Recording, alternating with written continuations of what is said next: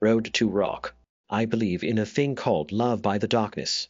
The world of rock isn't just written with notes, it is forged in moments of chaos that hides secrets no one dares to tell. Some call it legend, others a curse. Turn up the volume. This is Road to Rock, and this is the story of I believe in a thing called love. In 2003, British rock had a problem. It was getting careful.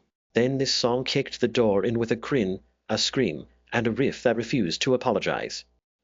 The Darkness were not chasing nostalgia. They were chasing impact. And this track was built to hit fast. The core came from Justin Hawkins. He was the songwriter with the high-wire voice and the sense of theater, but the engine was always the band. Dan Hawkins locked in those bright, hard-edged guitar parts that feel like classic arena rock, but move like a pop single. Frankie Pauline kept the bass line fat and simple, the way you do when the hook is the star. Ed Graham played it straight and driving, no fancy detours, because the momentum is the point. Listen to how the song is constructed. It does not wander. It opens with that instantly recognizable guitar figure. Then it tightens the screws through the verse, keeping the chords clean and the groove bouncy.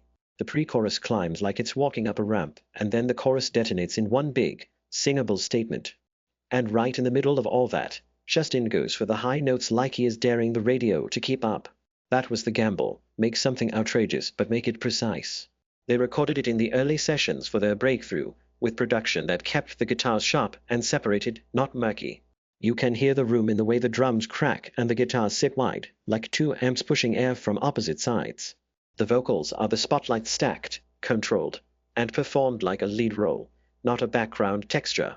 The real tension around this song was not some backstage feud. It was the push-pull between credibility and spectacle. A lot of the UK press wanted rock to look serious again, and the Darkness showed up in spandex, smiling, writing a love song that sounded like it had been beamed in from the late 70s. Some people heard it as parody. The band insisted it was sincere, that the joke was on anyone who forgot rock was allowed to be fun. That disconnect followed them everywhere the track went. And live, this song was a weapon. Hot lights, loud rooms, and a crowd that realized, halfway through the first chorus, they already knew how to sing it. That's how you can tell it worked. It turned skeptics into a choir. I believe in a thing called love did something concrete. It put a hard rock band on mainstream playlists at a time when that was not supposed to happen. It made falsetto dangerous again. And it tied the Darkness to a very specific promise. If you are going to be this loud, this catchy, and this unashamed, you have to deliver every night.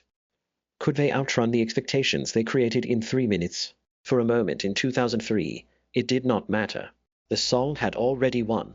Subscribe to the channel and smash that like.